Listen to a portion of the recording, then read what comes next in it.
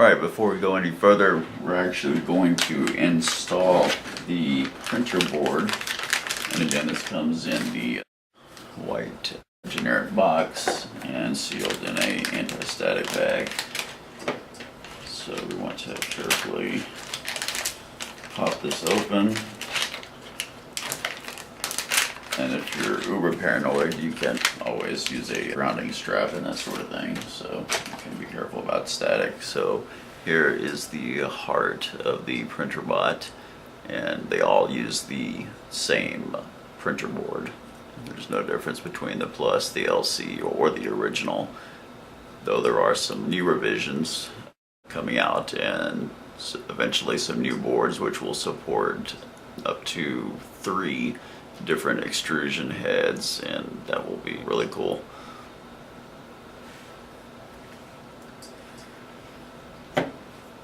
So we want to do this before we get too much more mounted onto the base. Well, in the next steps we will be working on some different sub-assemblies. Eventually these will all need to come together, and once we start mounting stuff on top of this, it's going to be much more difficult to get to the bottom and get these pieces installed.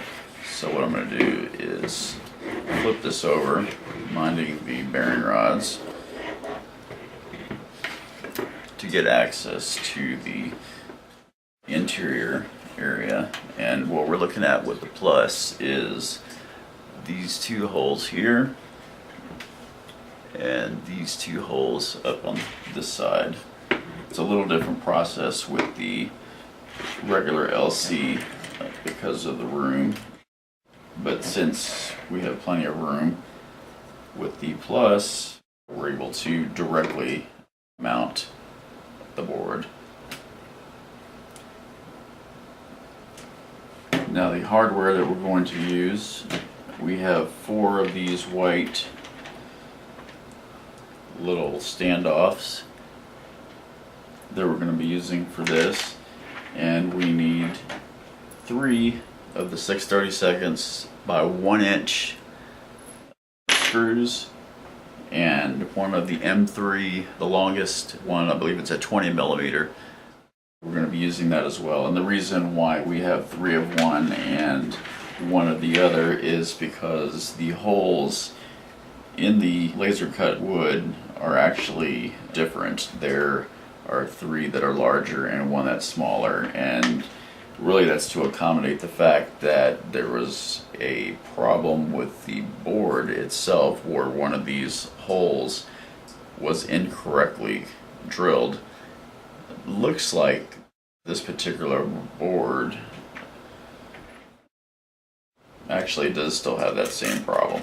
So 3 of these are going to insert correctly with the 6/32 screws, but this one over here in this corner is going to need the M3. So that's going to kind of guide your orientation on the board. And actually I think I'm going to leave these in just to make it easier. Now the way this works is there are no nuts on the opposite side that are going to hold these. These are going to self-tap into the wood. We don't want to over tighten these. We just want to get a nice connection. Some people suggest that you thread them in, take them out, put some super glue into the holes. It's kind of an old radio control hobbyist trick to strengthen the wood, and basically just add some strength to the threads, and once that has dried and cured, then you go back and thread the screws again, and then you have a much stronger connection there.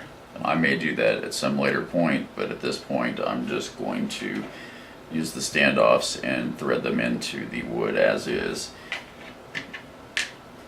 Again, you want to ensure the orientation based upon the hole size that I mentioned. Again, the small hole is on this side over here and in this corner, so I've got the M3 position that way, and if you do everything right, then you should have the USB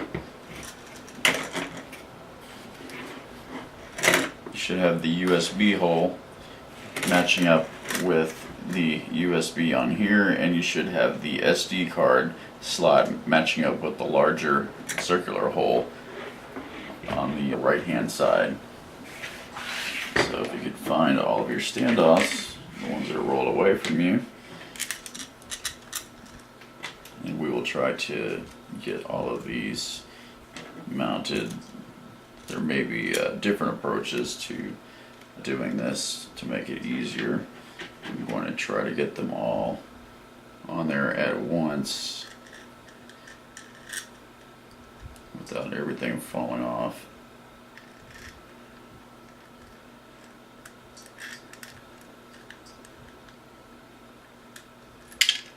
And as expected. So, new approach. Alright, so what we're going to do, now that we've got our wires sort of tucked out of the way, mounted the base up at a bit of an angle so you guys can see what's going on the inside here. And what I'm going to do is start with the side that's closest to the motor, because it's going to become a problem to get to once we start getting a few of these mounted.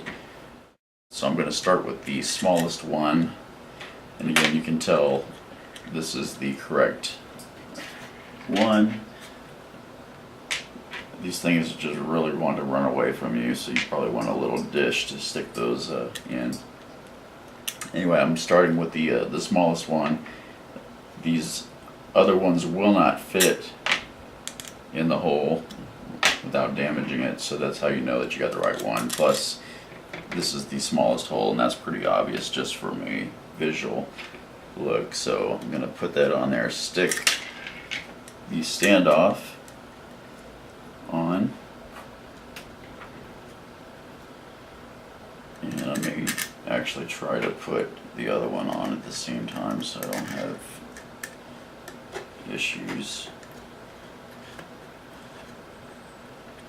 And then the tricky bit is going to be to get those to stay on as we try to get everything lined up. And it looks like we have these 6/32 lined up, and just take some wiggling around to try to get things situated. Now again, one is an M3, so it's going to require an Allen wrench.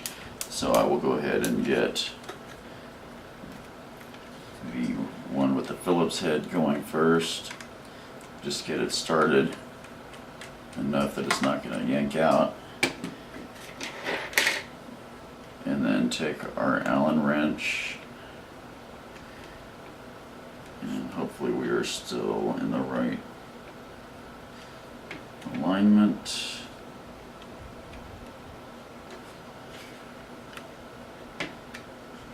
And again, putting a little bit of pressure on this so we can dig into that wood.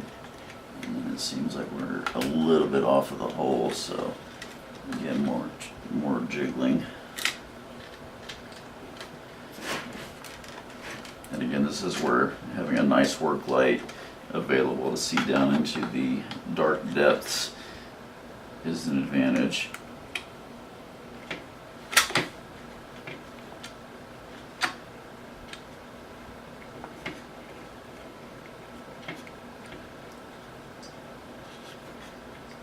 And it seems like we're catching. I don't want to go too far because the board's at an angle, and I don't want it to thread in at an angle.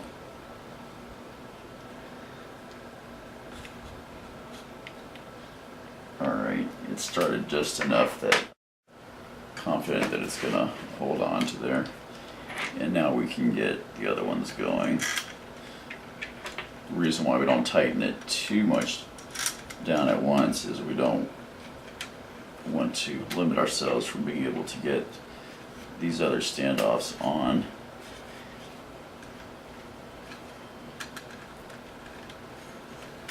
And there's one.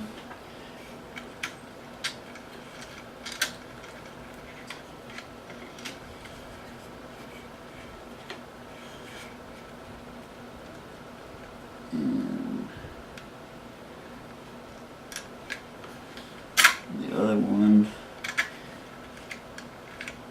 May take a few tries to get it going, but once you do, then it's just a matter of getting everything to line up the holes just the way we want. Okay, that one I felt it drop in, so we will just get that started just a bit, since we don't want to keep redoing back and forth.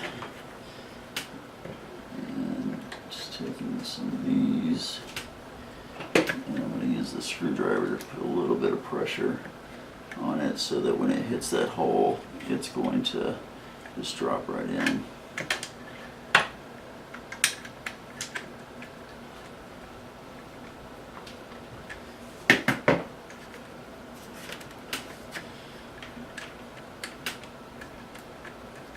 Alright, so at this point I'm going to start tightening these down using the crisscross method that I am such a fan of, so that we don't put too much pressure on any one corner. Not forgetting to use our Allen wrench for the one oddball M3.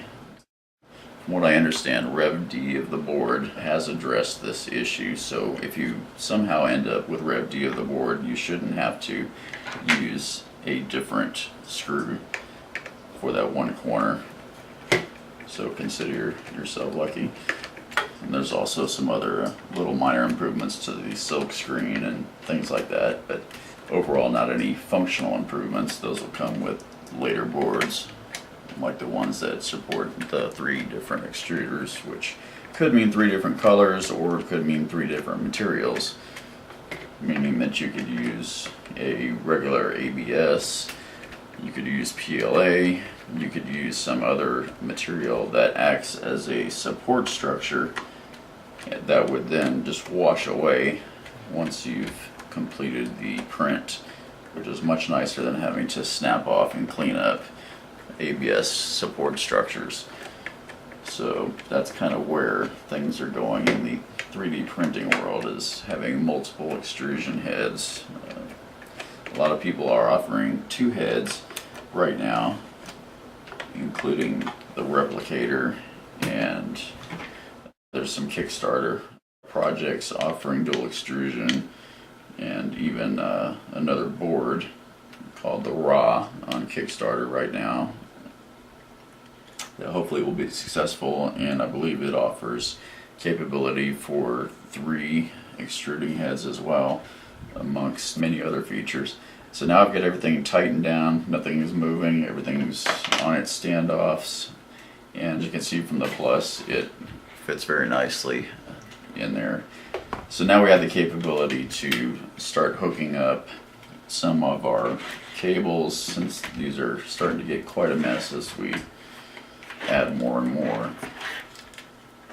If you don't know what some of these things say or can't read because the silk screen is actually being covered by some of the components, then you can definitely go to the Printrbot Talk forum and the Printrbot wiki to see large blown up images of the schematic and the actual board, so that you can see where everything needs to be plugged in.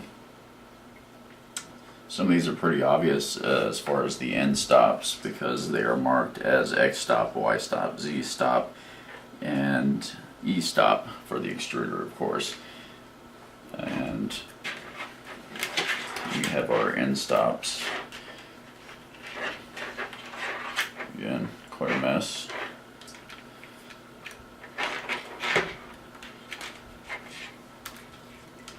You definitely want to eventually route your cables and probably use some zip ties so that everything is nice and neat and not going to be interfering with any of the mechanicals that are going to be moving around, which is probably what I will do rather than try to connect everything right now.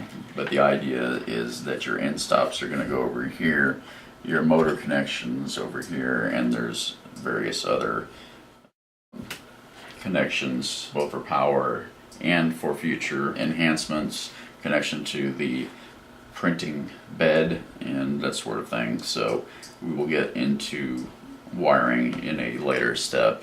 But for now, I wanted to get the printer board in there while we could still get things flipped over without having a giant assembly on the top.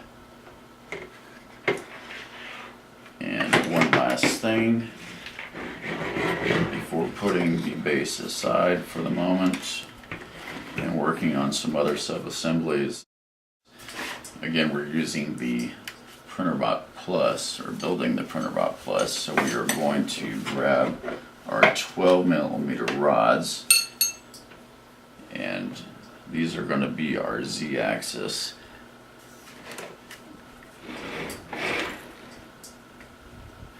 That zoomed out a little bit. And so what we're going to do, actually do these one at a time. Again, these are the 12mm rods, not the 80mm. It's obvious the difference between the two. It's definitely 50% larger. So on the deck, there's two 12mm holes that are right behind the arrows that I still currently have pointing forwards right now. But you'll find the holes right behind those arrows, and what we're going to do is slide these into the holes, and it's suggested that you may have to put a bit of pressure, some twisting, to get through first the deck and then the actual stop that's down below, which is one of the first pieces that we put together along the way.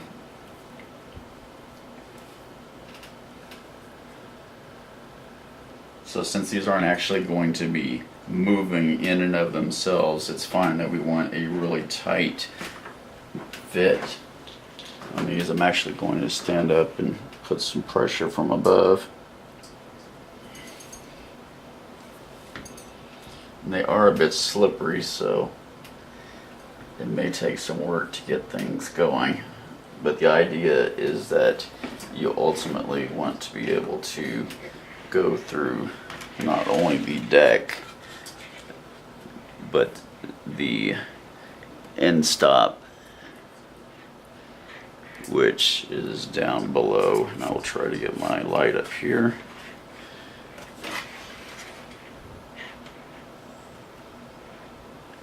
So I don't know if you can see it or not, but one of the original things that we put on the inside of the base was the little circular hole, and then the plate behind it, which was the end stop, and that's going to also hold the end of the bearing rod.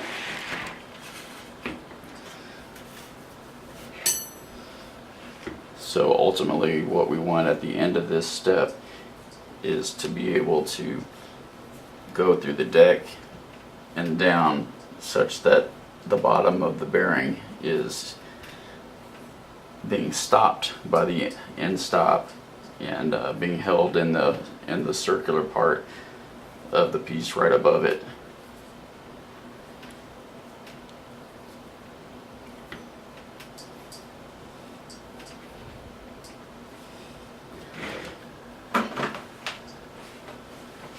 Alright, and that's where we will stop for this step, and we will move on to doing another one of the sub-assemblies, and we will be coming back to the base later as we start putting some of the various sub-assemblies together.